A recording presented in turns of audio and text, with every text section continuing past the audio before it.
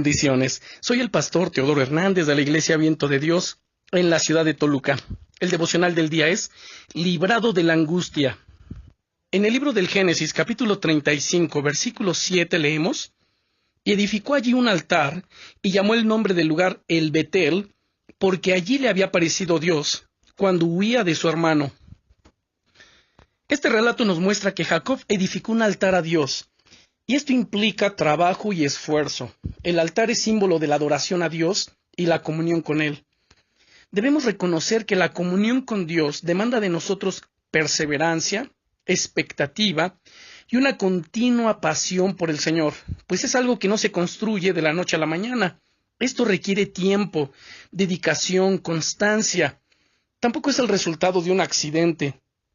Si retrocedemos nosotros en la Escritura, a través de estos capítulos, nos damos cuenta que años atrás Jacob había estado en este mismo lugar y había tenido un encuentro con Dios y llamó a ese lugar Betel, que significa casa de Dios, impresionado por el poder de Dios. Pero ahora Jacob vuelve al mismo lugar y lo llama el Betel, que significa el Dios de la casa de Dios.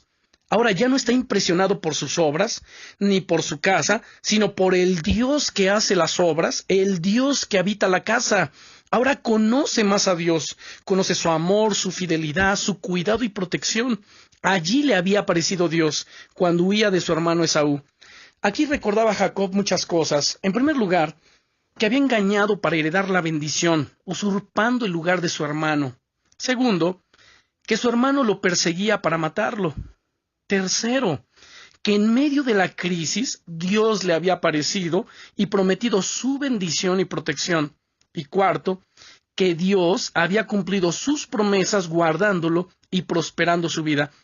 En el verso 3 de este mismo capítulo nos amplía la información cuando Jacob dice: «Haré altar a Dios que me respondió en el día de mi angustia».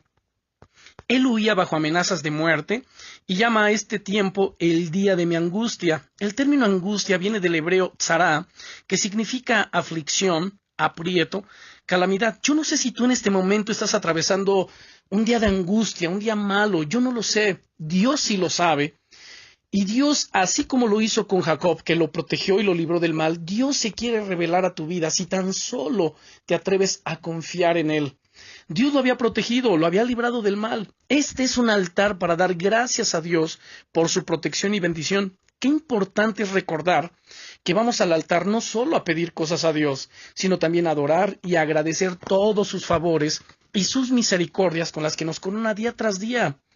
Jacob reconoce la bondad y fidelidad de parte del Señor cuando dice: «Dios ha estado conmigo en el camino que he andado», pues ha recibido del Señor la protección y provisión a pesar de sus desaciertos. Reconoce que no ha estado solo, que Dios lo ha acompañado en todo el camino, aunque seguro hubo momentos que lo harían pensar que Dios lo había dejado solo. Como a veces en medio de la crisis, quizá tú has pensado: ¿y Dios dónde está? ¿Por qué Dios me ha desamparado? A veces podemos pensarlo, pero recordemos que Dios ha prometido: «No te dejaré, ni te desampararé. Siempre te sustentaré con la diestra de mi poder, con la diestra de mi justicia», dice el Señor. Edificar nuestra comunión con Dios nos demanda esfuerzo y sostenerla implica perseverancia. Acudamos al altar de la comunión con Dios para solicitar de Él sus favores. Y cuando digo acudamos al altar, no es que tú tengas que ir a un templo, un lugar específico, allí mismo donde tú te encuentras, si es en la casa, en el trabajo, la oficina, yo no sé, en el auto, ahí mismo tú puedes edificar, levantar un altar espiritual a Dios, porque el Señor Jesucristo dice que Dios es espíritu, según San Juan capítulo 4, verso 24, y que los que le adoran en espíritu y en verdad es necesario que adoren. Ahí, en espíritu, levanta tus manos, adora, bendícelo. Cuando tú lo haces en esa actitud, instantáneamente el ambiente se transforma y ahí levantas un altar espiritual donde tú le bendices, tú le glorificas, tú le alabas. En el contexto del capítulo 4 de San Juan, es porque él había tenido un encuentro con una mujer samaritana. Y la mujer samaritana decía que, dice, los judíos dicen que en Jerusalén se debe adorar a Dios. Y nuestros padres nos enseñaron que en este monte, refiriéndose siempre a un lugar específico, Pero es donde el Señor Jesucristo responde: mira, mujer, créeme que la hora viene, y ahora es cuando los verdaderos adoradores adorarán al Padre en espíritu y en verdad, porque tales adoradores el Padre busca que le adoren. Por esta razón es que te digo que ahí donde tú estás puedes edificar un altar a Dios, y no es que construyas con material, ladrillo, cemento, un altar. No, simplemente es espiritual. Tú te postras, tú le adoras, tú levantas tus manos, tú le glorificas, y ese lugar se convierte en eso mismo, en un altar. Entonces, edifica tu comunión con Dios. Recuerda que esto va a demandar esfuerzo. Sostenerla implica perseverancia. Así que acude a ese altar de la comunión con Dios para solicitar del esfuerzo, perdón, fortaleza, favores, misericordia.